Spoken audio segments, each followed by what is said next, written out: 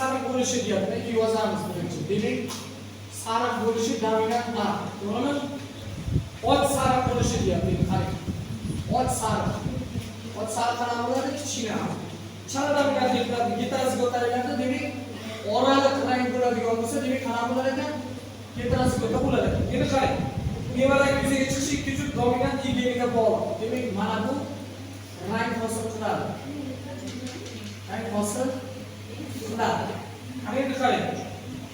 Buni retsepsiyalarni ingibitor. Mana bu kichkinani ingibitor edi. Endi qarang. Masala sharti bo'yicha qarang. Ham chala dominantli, ham depistasi ketyapti. Ya'ni retsepsiya depistasi ketyapti. Endi shunga ko'ra deyapti, mevalarga shunga ko'ra sariq mevaning o'simlik gunohini aniqlaymiz. Qarang, hammasini tahlil qilamiz.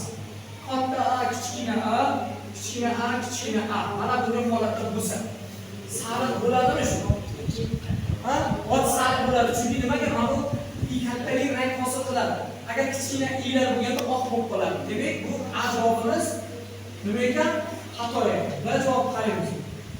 Qarang. Katta, kichkina, katta, katta. Hop, katta, katta.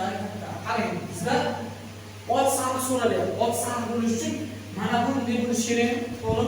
Chunki mana bu o'zi sariq bo'lib qoladi. Shuning uchun bir javobga ham qilamiz.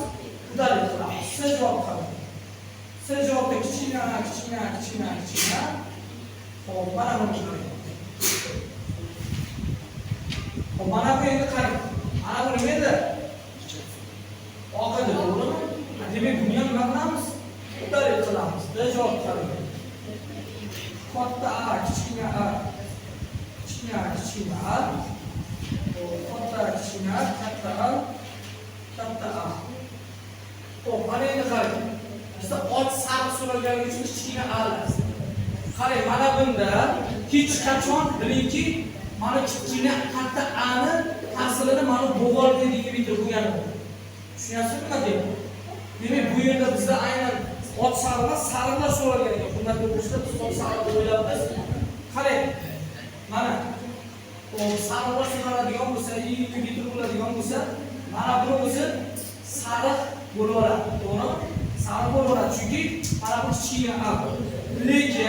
Lekin mana buni hisobiga bu nima bo'ladi?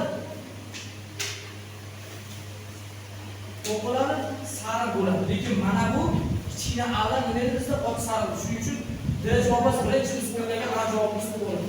Nimaga desangiz, bizda sariq so'rab ot sariq emas. Katta, kichkina A, kichkina mana sariq rang bo'lmaydi. Katta, kichkina mana ikkitasi ham sariq. Demak,